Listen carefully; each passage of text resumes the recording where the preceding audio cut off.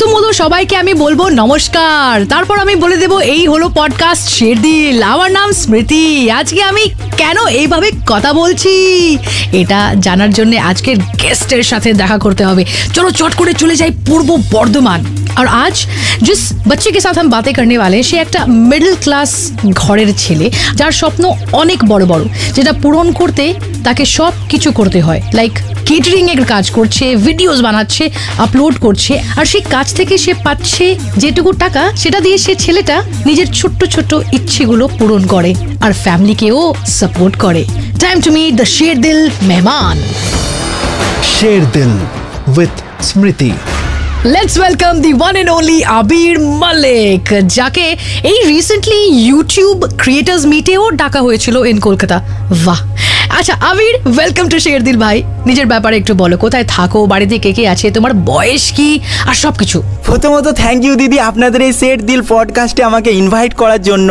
আমার বাড়ি হলো ওয়েস্ট বেঙ্গলের পূর্ব বর্ধমান জেলার পুরসা নামের একটি গ্রামে। বাড়িতে আমার মা বাবা সহ আমরা টোটাল 4 ভাই বোন, এবং আমি আমার বাড়ির সব থেকে ছোট ছেলে। এখন বয়স আমার 20 বছর। আমি পড়াশোনার পাশাপাশি ইউটিউব ফেসবুকে নানান রকমের ভ্লগস আপলোড করি। তাছাড়াও আমি টুকটাক কাজ করি, যেমন ক্যাটারিংয়ে যাই, সেগুলোরও ভ্লগ করে ছাড়ি। এবং হ্যাঁ দিদি, রিসেন্টলি আমি কলকাতা গিয়েছিলাম, ইউটিউবের একটা ক্রিয়েটার মিটআপে আমাকে ইনভাইট করা হয়েছিল তারই জন্য। বেশ বেশ, বাস এসি আগে বড়ো মেরে ভাই। আচ্ছা, কেটারিং এর এই কাজ কবে শুরু করলে, আর কি কি করতে হয় ডিটেলসে যদি বলো একটু। আচ্ছা, যেমন তুমি সেই ভিডিওগুলোতে রিলস বানাও না, যে যেমন বলো আমি গিয়েছিলাম, আমি করেছিলাম, খুব ইন্টারেস্টিং ভাই ব্যাপারটা। একটু প্লিজ ওইভাবে বলো, প্লিজ একটু ভ্লগ বানাও সবার জন্য যারা শুনছে শেরদিল। আসলে ক্যাটারিংয়ের এই কাজটা আমি এই বছরের বিয়ের সিজন থেকে স্টার্ট করেছি। প্রায় 25-30 দিন মতো এই কাজটা আমি করলাম। যেহেতু এটা একটা বিয়ের সিজনের কাজ, তাই এই কাজটা সবসময় হয় না, কিছু নির্দিষ্ট ডেটেই এই কাজটা হয়, মানে যখন মানুষের বিয়ের লগ্ন থাকে আর কি।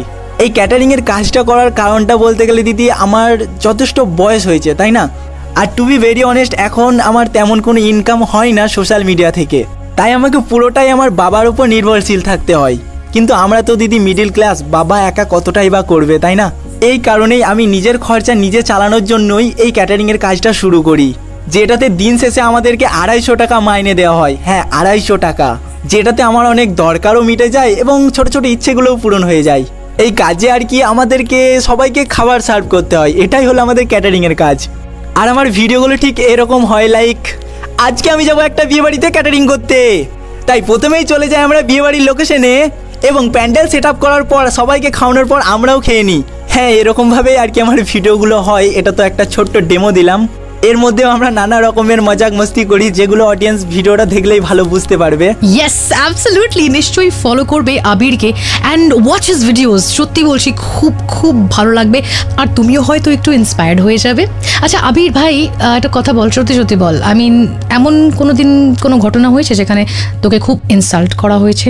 হয় না, অনেকবার এই লোকে তো হর কাম সে খুশ নেই হতে হ্যাঁ, হর জায়গায় উनको প্রবলেম হতি है।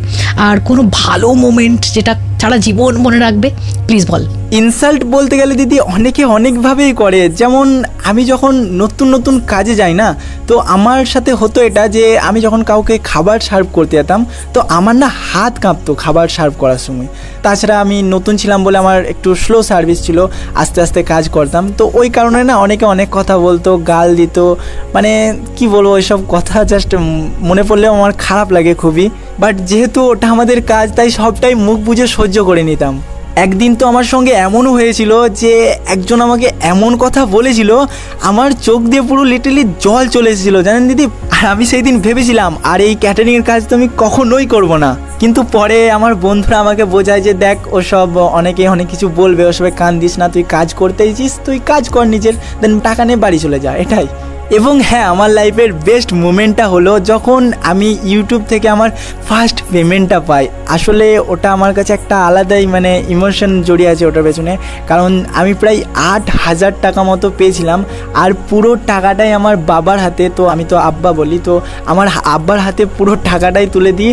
আর তখন আব্বার মুখে যে হাসিটা ছিল, খুশিটা ছিল যে ছেলে ইনকাম করে এত টাকা একসঙ্গে দিচ্ছে, তো ওটা আমার কাছে একটা আলাদাই ছিল, মানে আমার লাইফের বেস্ট মোমেন্ট, ওটাই আমি এখন অবধি মনে করি আর কি।